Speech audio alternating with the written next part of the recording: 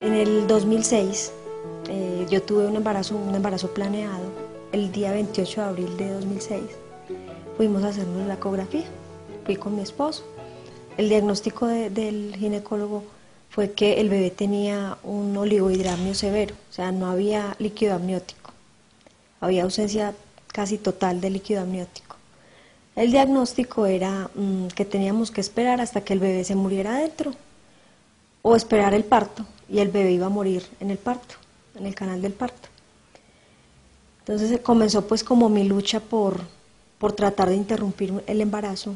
Yo les llevaba hasta los papeles y me decían, no, es que no hay una reglamentación y nadie va a arriesgar la tarjeta profesional. Si yo estuviera en otro país, no dudaría en realizar la interrupción, porque yo soy consciente de que es un bebé inviable, pero en este país no es legal el aborto.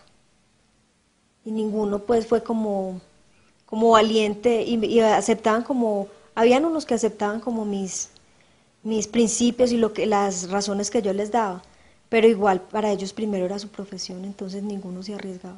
Yo estuve casi que muerta en vida, pues, y fue como un lapso de tiempo en el que yo no pude asumir mis papeles ni a nivel laboral, ni como esposa, ni como madre. Lo único que tenía pues y siempre estuvo ahí era latir el corazón, era lo único que se escuchaba. Pero yo sé que pues que un bebé en esas condiciones no estaba en las mejores, pues para mí el bebé estaba sufriendo también, igual que lo hacía El yo. abordaje de la consulta de la parte legal, hoy en día cuando una mujer está adecuadamente informada sobre sus derechos, la mujer siente muchísima tranquilidad cuando sabe que puede interrumpir un embarazo de una manera legal. Hoy en día nosotros tenemos esa obligación, porque muchas no lo conocen ni saben los alcances de la El ley. feto inviable es aquel que, por sus características morfológicas, no puede respirar por sí mismo, por lo tanto no puede ser viable en cuanto a la vida extrauterina. No solamente es peligroso para la madre, sino que es un riesgo en cuanto a que se sabe que ese feto no va a persistir con vida y puede incluso tener una muerte fetal previa.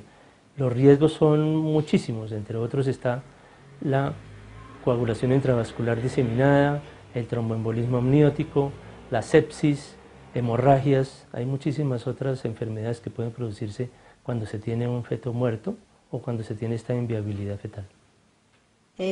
Casi que puedo decir que cada 8 días yo estaba yendo a la clínica porque el médico me decía, tienes que estar pendiente si el bebé se muere adentro porque te puede dar un diagnóstico. Yo pienso que ese fue como el día más triste de mi vida. Porque cuando uno tiene un embarazo, uno espera un bebé sano, ¿cierto? Ese es el sueño, un bebé sano. Pero cuando te dicen eso y que no tiene ni siquiera posibilidades. En este caso, la mujer tiene las alternativas de dar en adopción, de continuar con el embarazo e iniciar sus controles prenatales o de interrumpir el embarazo.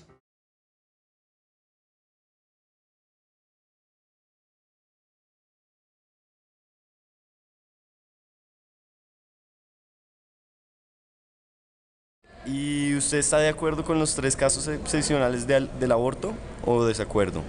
Estoy en desacuerdo porque me parece que la persona debería tener derecho en poder abortar sin importar los casos de gestación, es decir, en cualquier circunstancia, porque el feto sigue siendo parte de su cuerpo y uno tiene, digamos, libertad en manejar su cuerpo como quiere. Cuando el feto sale del cuerpo de la persona, ahí el feto ya es un sujeto aparte y ahí no se puede tener derechos sobre él, digamos. En otras palabras, ¿usted consideraría que la madre podría decidir abortar en cualquier momento de su embarazo? Sí. Listo.